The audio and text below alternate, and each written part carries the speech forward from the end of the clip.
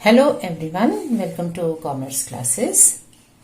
और जैसा मैंने लास्ट वीडियो में बताया था, हमारी सारी एडजस्टमेंट्स कंप्लीट हो गई हैं और अब हमें फुल फ्लेश्ड क्वेश्चन करने हैं। सो बिफोर दैट एक बार सारी एडजस्टमेंट्स को हम रिवाइज कर लेंगे ताकि हम जब क्वेश्चन करें तो हमें कोई भी डाउट ना हो।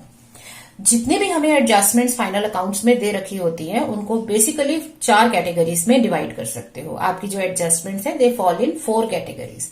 Number 1 is adjustment giving details, मतलब ऐसी एडजस्टमेंट्स जो डिटेल्स बता रही हैं। जैसे आपके पास शेयर कैपिटल है तो शेयर कैपिटल में इक्विटी कितना है, प्रेफरेंस कितना है, या आपके पास डिबेंचर्स हैं तो डिबेंचर्स आपने कब इशू किए थे, रिडीमेबल कब हैं, उनके अगेंस्ट सिक्योरिटी कितनी है, या इन्वेस्टमेंट्स हैं तो उनका मार्केट प्राइस कितना है, और डिटेल्स ऑफ कंटिजेंट लायबिलिटी या डेटर्स के बारे में डिटेल्स। तो इस एडजस्टमेंट में सिर्फ डिटेल्स बताई होती हैं, इसका हमें कुछ एक्स्ट्रा नहीं करना है। तो फाइनल अकाउंट्स में इसका कोई रोल नहीं है। इसका रोल सिर्फ इतना है कि जब हम नोट्स बना रहे होंगे बैलेंस शीट के तो वहां पर हमें ये डिटेल्स बतानी पड़ेंगी। जैसे अगर हम शेयर कैपिटल लिख रहे हैं तो जितना शेयर कैपिटल प्रमोटर को दिया है, जितना शेयर कैपिटल आपने किसी एसेट्स या किसी बिजनेस के अगेंस्ट इश्यू किया है, या आपने जो शेयर कैपिटल अंडर राइटर्स को दी है, तो वो सारी आपको डिटेल लिखनी होगी। सिमिलरली जब आप इन्वेस्टमेंट लिखोगे तो आप डिटेल में लिख दोगे इसका मार्केट प्राइस कितना है, ठीक है ना। या आप डिबेंचर्स लिख रहे हो तो उसके अगेंस्ट सिक्योरिटी कितनी है, या आप डेटर्स लिख रहे हो तो कितने 6 मंथ से ज्यादा पुराने हैं, कितने कम ओल्ड हैं, उनमें से कितने हमारे गुड हैं, कितने हमारे डाउटफुल हैं, तो वो सब हमें डिटेल बता देनी है इन नोट्स। तो इन एडजस्टमेंट्स को फाइनल अकाउंट्स की मेन शीट में कुछ नहीं करना, इनको सिर्फ नोट्स में लिखा जाएगा। सेकेंड कैटेगरी ऑफ एडजस्टमेंट है रेक्टिफिकेशन फॉर एरर्स, मतलब इसमें हमें एरर्स बताई होंगी कि जब ये ट्रायल बैलेंस ड्रॉ किया, क्योंकि आपको ट्रायल बैलेंस दिया होगा, एडजस्टमेंट दी होगी, तो जब वो ट्रायल बैलेंस दिया तो उसको बनाने में कहां कहां मिस्टेक हुई है, तो उन मिस्टेक्स को हमें रेक्टिफाई करना है। जैसे आपने अपना 12th स्टैंडर्ड में, 11th स्टैंडर्ड में रेक्टिफिकेशन ऑफ एरर्स पढ़ा था, तो आपको रेक्टिफाई करना है। तो आप अपने जितने भी एरर्स आपको दे रखी है उनकी करेक्टेड एंट्री सोच के मिस्टेक्स को ठीक कर दो और राइट एंट्री को पास कर दो। जैसे मैंने आपको कुछ एग्जांपल्स के साथ बताया था, सपोज आपके मशीन के इंस्टॉलेशन एक्सपेंसेस है, उनको आपने वेजेस में लिख दिया है, तो इन्हें वेजेस में से निकाल दो और मशीन में ऐड कर दो। तो क्योंकि हमारा फाइनल अकाउंट्स का क्वेश्चन है तो हमें तो मेन स्टेटमेंट्स बनानी है, ठीक है। ये तो छोटे छोटे अकाउंट्स हमें बनाने नहीं है, तो हम इन्हें क्या करेंगे, इन्हें हम अपने क्वेश्चन में ही प्लस और माइनस के साइंस के साथ एडजस्ट कर देंगे, और जहां भी हम इनके नोट्स बनाएंगे वहां पर हम डिटेल बता देंगे। जैसे जब आप मशीन लिखोगे नोट्स टू बैलेंस शीट में, फिक्स्ड एसेट्स के अंडर मशीन लिखोगे तो आप बुक वैल्यू लिखोगे, प्लस लिख दोगे वेजेस रॉन्गली और installation charges wrongly return in wages, ठीक है ना। सिमिलरली आपने शेयर फॉरफीट की है लेकिन आपने उसके बाद उसको एडजस्ट नहीं किया, रिकॉर्ड नहीं किया, तो फॉरफीचर की एंट्री की आपकी वर्किंग जो भी होगी वो आप ट्रायल बैलेंस में ही नोट कर दोगे। कैपिटल में से कम कर दो और कॉल्स इन एरियर कैंसिल हो जाएंगी और शेयर फॉरफीटेड अकाउंट का बैलेंस आ जाएगा। सिमिलरली गुड्स परचेज किए लेकिन आपने रिकॉर्ड नहीं किए तो परचेजेस में प्लस हो जाएगा, ठीक है ना, और क्रेडिटर इंक्रीज हो जाएंगे। या सेल्स रिटर्न को परचेज में लिख दिया तो सेल्स रिटर्न में प्लस करो, परचेजेस में माइनस करो। तो जो भी तुम्हारे एरर्स हैं उनको ठीक कर लो। ठीक करने का मतलब है अगर एंट्री कही है क्वेश्चन में तो एंट्री कर दो, नहीं तो उसका इफेक्ट अपने क्वेश्चन में नोट कर लो, सो दैट जब हम वो अमाउंट पिक करें तो हम सही अमाउंट पिक कर रहे हो। तो ये बहुत सिंपल एरर्स हैं जिनको सिंपल एडजस्टमेंट्स हैं जिनको हम बहुत आसानी से रेक्टिफाई कर लेते, ठीक कर लेते हैं, लिख लेते हैं। थर्ड टाइप ऑफ एडजस्टमेंट होती है जो इनकम और एक्सपेंसेस से रिलेटेड हैं। ये वो एडजस्टमेंट्स हैं जो आपने अपने 11th स्टैंडर्ड में फाइनल अकाउंट्स करते हुए भी पढ़ी थी, ठीक है। तो उसी तरह से इनको भी डील करने हैं। जैसे क्लोजिंग स्टॉक अगर आपको दे रखा है एडजस्टमेंट में तो वो आपका इन्वेंट्री की वैल्यू में जो चेंजेस हैं उसमें मेजर करते हैं in statement of profit and loss, और बैलेंस शीट में as a current asset under the heading inventories आता है। सिमिलरली आउटस्टैंडिंग एक्सपेंसेस है, एक्सपेंसेस पेड इन एडवांस है, तो आउटस्टैंडिंग प्लस होते हैं, एडवांसेस माइनस हो जाते हैं रेलेवेंट एक्सपेंस में से। आउटस्टैंडिंग एक्सपेंस एक करंट लाइबिलिटी है, एक्सपेंसेस पेड इन एडवांस एक करंट एसेट है, other current liability other current assets में आते हैं। अब यहाँ पे एक चीज हमें ध्यान रखनी है, जैसे हमारे पास लोन है या डिबेंचर्स इशू किए हुए हैं तो उनका जो इंटरेस्ट का रेट हमें दे रखा होगा उसके अकॉर्डिंगली हमें आउटस्टैंडिंग और प्रीपेड अमाउंट निकाल लेने हैं। जिस चीज में भी हमें रेट मेंशन्ड होता है यूजुअली उसका आउटस्टैंडिंग और प्रीपेड दिया नहीं होता, तो ये हमें खुद सॉल्व करना होगा। जैसे 10% डिवेंचर्स अगर 1 लाख के हैं, इसका मतलब इसका एनुअल इंटरेस्ट 10,000 होना चाहिए। तो अगर आपका इंटरेस्ट पेड 10,000 है, फाइन विद अस, कोई एडजस्टमेंट नहीं है। बट अगर आपका डिवेंचर इंटरेस्ट पेड से 6,000 है, इसका मतलब 4,000 आपका अक्रूड है या अनपेड है, तो वो आपको खुद से ही नोट करना है। नेक्स्ट एडजस्टमेंट है एक्रूड इनकम और आउटस्टैंडिंग इनकम, और उसी के सिमिलर हो जाती है इनकम रिसीव्ड इन एडवांस। तो आउटस्टैंडिंग इनकम आपकी इनकम में ऐड हो जाएगी और एज अ करंट एसेट लिखेंगे। इनकम रिसीव्ड इन एडवांस आपकी इनकम में से माइनस होगी, क्योंकि ये नेक्स्ट पीरियड के लिए, एडवांसेस नेक्स्ट पीरियड को बिलोंग करते हैं, तो वो माइनस हो जाएगा। It's not your income of current year, और इसे एज अ लाइबिलिटी शो करेंगे। यहां पे भी हमें ध्यान रखना है, जो हमारी इन्वेस्टमेंट्स दे रखी हैं, तो इन्वेस्टमेंट्स का जो इंटरेस्ट है उस पर हमें खुद ही कैलकुलेट करके आउटस्टैंडिंग और एक्रूड अमाउंट सॉल्व कर लेनी है। जैसे आपकी इन्वेस्टमेंट अगर है 10% बॉन्ड्स में, 8 लाख इसकी बुक्स में वैल्यू है, मतलब आपने इसे खरीदा 8 लाख में है, बट फेस वैल्यू 10 लाख है, तो हम इंटरेस्ट वगैरह लेते हैं फेस वैल्यू पे, ठीक है। सो आपका इंटरेस्ट बनता है 1 लाख। अब यहाँ पे इंटरेस्ट रिसीव्ड है 50,000, तो इसका मतलब 1 लाख में से 50 रिसीव हो गया, 50 रिसीव नहीं हुआ तो वो आउटस्टैंडिंग की तरह से आपका आ जाएगा, उसे इनकम में ऐड कर देंगे, टोटल 1 लाख इनकम, और ये एज अ करेंट एसेट आएगा। सिमिलरली एडवांसेस की भी वर्किंग कर लेंगे। फिर उसके बाद डेप्रिसिएशन है, अमोर्टाइजेशन है। टेंजिबल फिक्स्ड एसेट्स के लिए डेप्रिसिएशन टर्म होती है, इंटेंजिबल्स जैसे गुडविल वगैरह उनके लिए अमोर्टाइजेशन होता है। सो जितना भी अमाउंट है वो आप डेप्रिसिएशन एंड अमोर्टाइजेशन एक्सपेंसेस में ऐड करके statement of profit and loss में लेंगे और बैलेंस शीट में इसे माइनस कर देंगे, जितना अमाउंट हमने डेप्रिसिएशन की तरह या अमोर्टाइजेशन की तरह चार्ज करना है, बाकी का बैलेंस आपका रेलेवेंट एसेट्स के अंडर आएगा। फिर है writing of a part of accumulated expenses like preliminary expenses, discount on issue of shares और डिबेंचर्स, तो इन्हें आपको एज एन एक्सपेंडिचर लेना है अदर एक्सपेंसेस की कैटेगरी में। याद रखो statement of profit and loss में हमारी जो मेन कैटेगरीज हैं उसमें हमारे पास कॉस्ट ऑफ मटेरियल कंज्यूम्ड आता है या मटेरियल यूज्ड आता है, उसमें आता है हमारे पास employees benefit expenses, depreciation and amortization, लेकिन उसमें फाइनेंस एक्सपेंसेस और बाकी सारे एक्सपेंसेस अदर एक्सपेंसेस में आते हैं। तो इसके क्योंकि कैटेगरी नहीं है, ये अदर एक्सपेंसेस में आ जाएगा और बाकी का अमाउंट आपका अदर करेंट एसेट्स करके बैलेंस शीट में आ जाएगा। इसके बाद एक इंपॉर्टेंट एडजस्टमेंट है जिसमें एक शॉर्ट क्वेश्चन भी एक्सपेक्टेड होता है कई बार, ये होती है adjustment relating to debtors and bad debts. तो इसमें 2 तरह की एडजस्टमेंट होती है, when there is no provision existing, आपके पास कोई प्रोविजन नहीं है, और दूसरा जब आपके पास प्रोविजन बुक्स में है। जब आपके पास कोई प्रोविजन नहीं हो तो आप क्या करते हो, जितने भी आपके बैड डेट्स हैं, चाहे आपके रिकॉर्डेड हैं या एडजस्टमेंट के बैड डेट्स हैं, सारे बैड डेट्स और जो प्रोविजन आपने क्रिएट करना है, ये सब कुछ आपका अदर एक्सपेंसेस में आ जाता है इनकम स्टेटमेंट में, प्रॉफिट की कैलकुलेशन में। और करंट एसेट में से आप एडिशनल बैड डेट्स और प्रोविजन माइनस कर देते हो।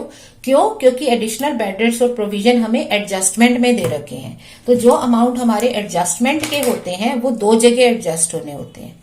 तो यहां पर आप ट्रायल बैलेंस वाले बैड डेट्स भी ले रहे हो क्योंकि वो भी लॉस है, बट बैलेंस शीट में इसे नहीं लेंगे, ये एक ही जगह जाएगा क्योंकि ये ऑलरेडी रिकॉर्डेड है।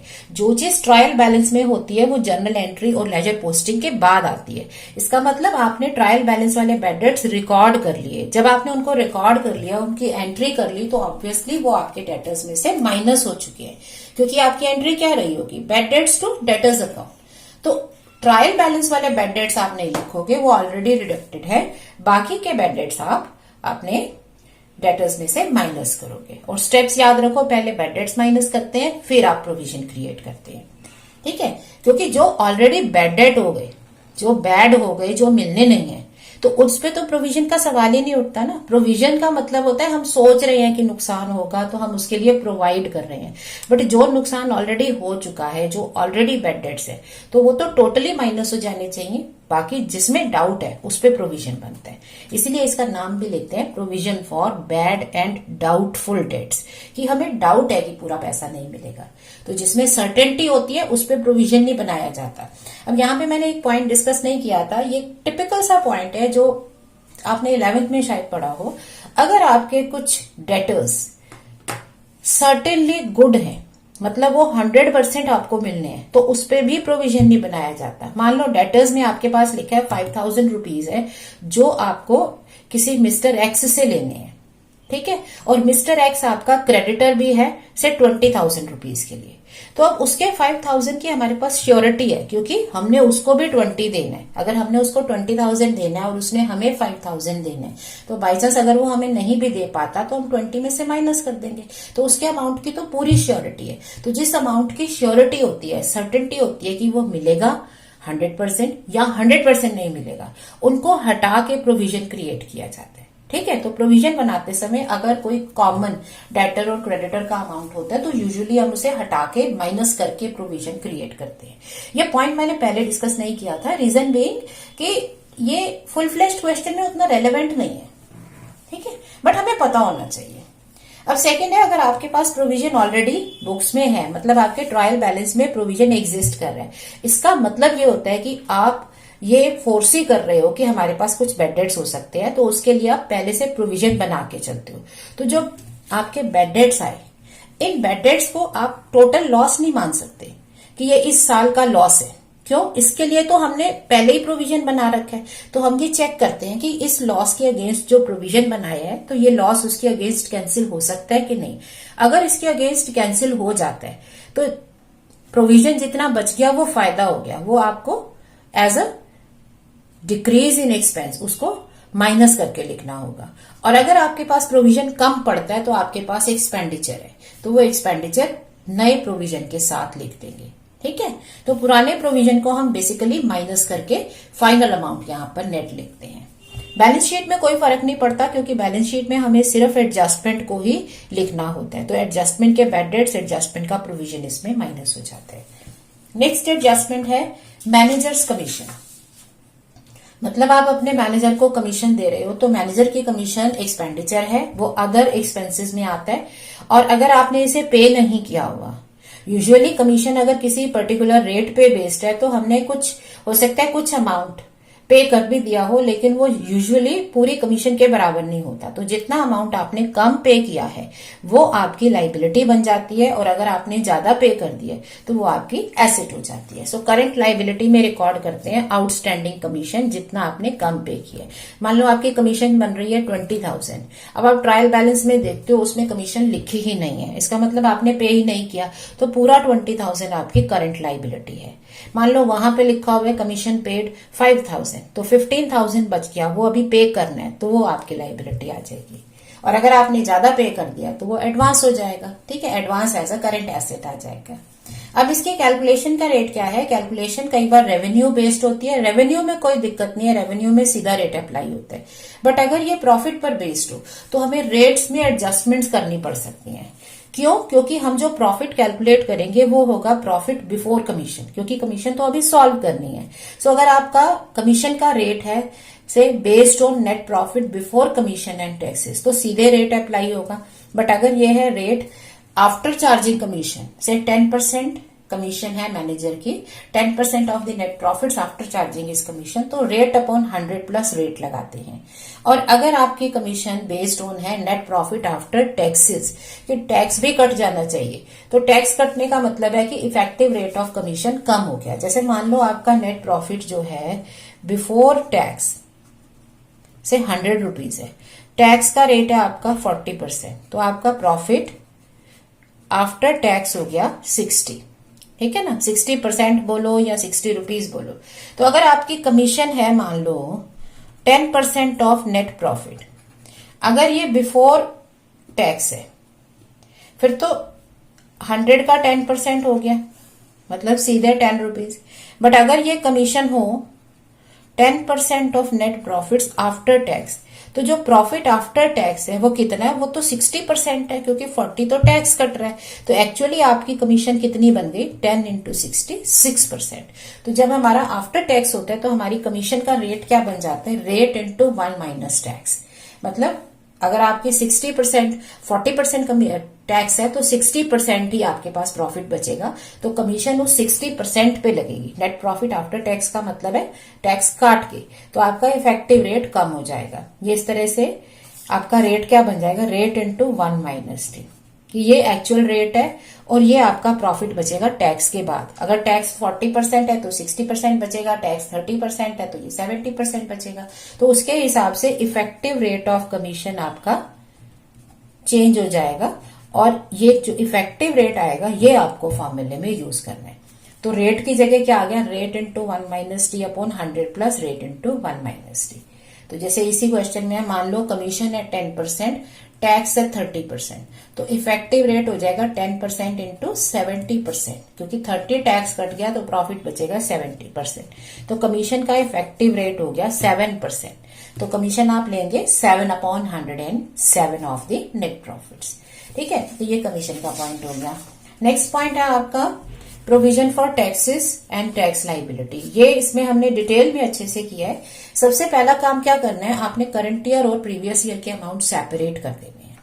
करंट ईयर के अमाउंट में आपका जो एडवांस पे किया हुआ है, जो टीडीएस पे किया हुआ है, उसे एज अ करंट एसेट आप एसेट साइड में ले लेंगे और करंट ईयर के प्रॉफिट के ऊपर आप अपना प्रोविजन क्रिएट करेंगे, उसे टैक्स एक्सपेंस के अंडर लिखेंगे प्रोविजन फॉर टैक्सेस।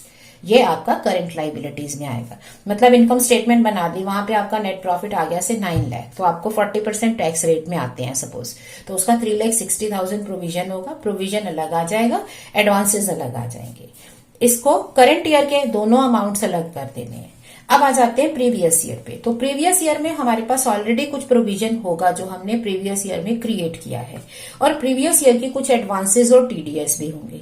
अब इन बिटवीन इनका कॉमन लिंक क्या है, टैक्स सेटल्ड, कि लास्ट ईयर का टैक्स सेटल कितना हुआ।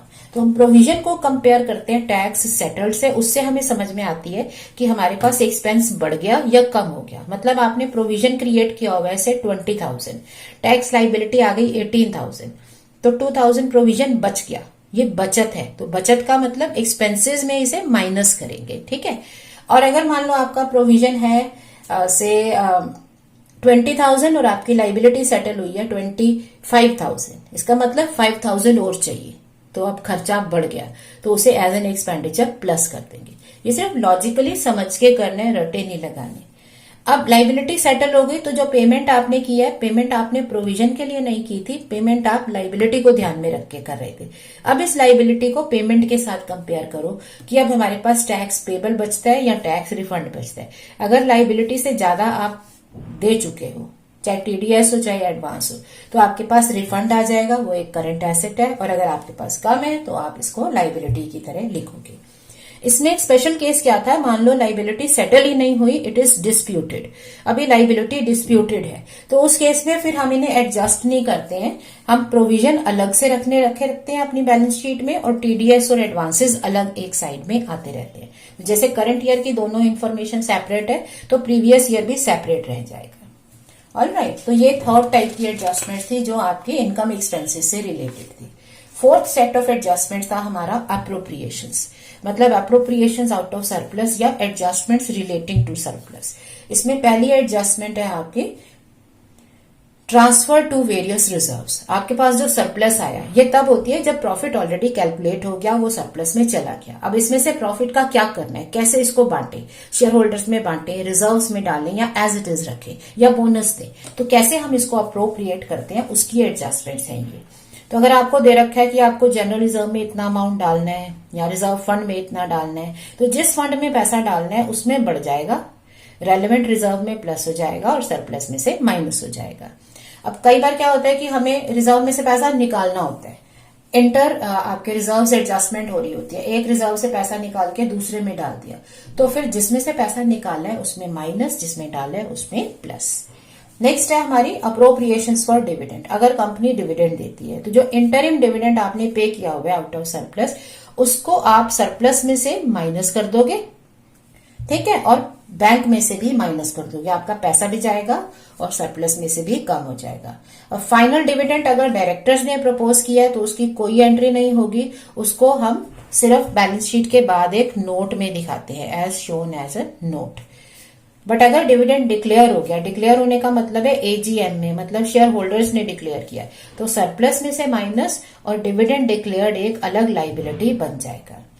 सिमिलर केस होगा प्रेफरेंस डिविडेंड का। अगर आप प्रेफरेंस शेयर होल्डर्स को डिविडेंड दे रहे हो तो सरप्लस में से माइनस और अलग से डिविडेंड पेबल आ जाएगा। तो ये एक करंट लाइबिलिटी है, वो सरप्लस में से माइनस होगा।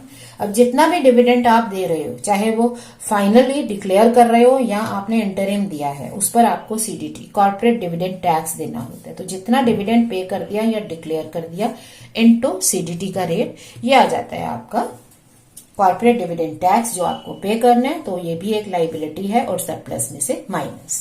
नेक्स्ट एडजस्टमेंट है बोनस इश्यू की। तो अगर आप बोनस इश्यू दे रहे हो वो दो तरह का है, converting partly paid shares into fully paid या फिर फुली पेड बोनस शेयर्स देना।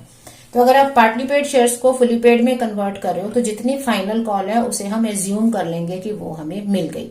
तो कैपिटल इंक्रीज हो जाएगी। जैसे आपकी कैपिटल है मान लो 100 रुपीज शेयर, 80 पेड, 20 की फाइनल कॉल आप बोनस इश्यू में दे रहे हो। तो इसके बाद आपका जो शेयर कैपिटल है वो fully called and paid, 100 rupees fully called and paid हो जाएगी। अब बोनस इश्यू का जितना भी अमाउंट है, जैसे 10,000 शेयर्स पे 20 रुपीज का आप बोनस दे रहे हो, दैट मीन्स 2 लाख रुपीज। तो आप जिन सोर्सेज को यूज कर रहे हो, आप रिजर्व यूज कर रहे हो, आप सरप्लस यूज कर रहे हो, तो जिस भी रिजर्व को सरप्लस को यूज कर रहे हो उसमें से इसे माइनस कर दो और कैपिटल में इसे बढ़ा दो।